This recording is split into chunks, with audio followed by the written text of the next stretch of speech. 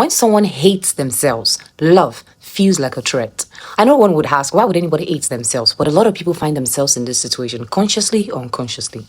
Let's talk about something many of us have lived through, even if we didn't have the language for it as at that time. Loving someone who doesn't love themselves. Not someone who is working on themselves, not someone who has had a bad day or bad days, but someone whose inner voice is constantly telling them that they are unworthy, unlovable, and disposable. Here's the truth, a truth we don't say out loud enough. A person who hates themselves will often punish you for loving them. Not because you did anything wrong, but because your love exposes a belief they have spent years building. The belief that they do not deserve it. When you show up with care, consistency, tenderness, they don't feel comfort first. They feel danger. They hear danger. Because love threatens the story they have made their home. So they start questioning your intentions. Why are you being nice? What do you really want? Wait, when would you switch it up? Are you still pretending? Is there something under your sleeve? They doubt your words even when your actions are steady. They pick apart your kindness like it must be hiding a trap. Because for them, love has never been safe. It's been conditional, temporary, or used as a leverage. So when real love shows up, it feels suspicious, foreign, almost offensive. Trust me, it's not their fault.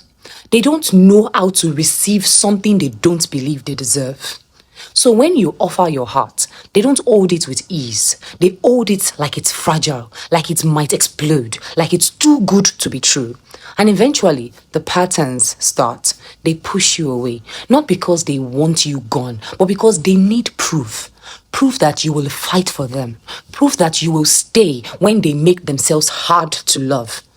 Then they pull you back in. Just enough to reassure themselves that they are still wanted, still chosen, still relevant. This push and pull isn't romance. It's a survival. It is someone trying to regulate their self-hate through your presence. And here's the part that hurts the most. When you finally get tired, when you stop explaining yourself, when you start protecting your peace, when you step back, even gently, they say, you see? I knew it. I knew you would leave. Everyone leaves. You see, not because you proved them right, but because they were always waiting for the ending. And this is where I need you to listen closely. Their self-hate is not your responsibility. You cannot heal someone who is committed to their wounds. You cannot save someone who insists on drowning in their own storm. You cannot love someone into self-worth if they are determined to reject it. Love is powerful, but it is not magic. And it is not meant to cost you your identity, your peace, or your emotional safety. You are allowed to love deeply without abandoning yourself. You are allowed to care without becoming the emotional punching bag. You are allowed to leave situations where love becomes a place of constant proving.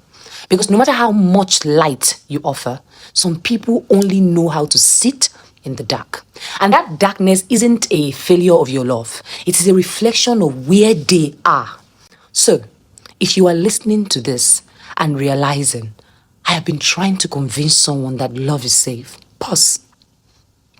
Ask yourself, at what cost?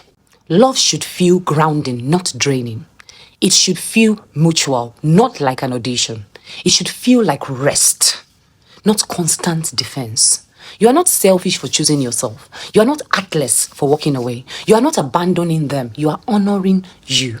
And sometimes the most loving thing you can do is stop trying to save someone who refuses to swim. They need to be willing to be saved. When you are not willing to be saved, no one can help you. No matter how much they try, you will keep going back to the mud. So, love yourself enough not to get drowned by someone already drowning.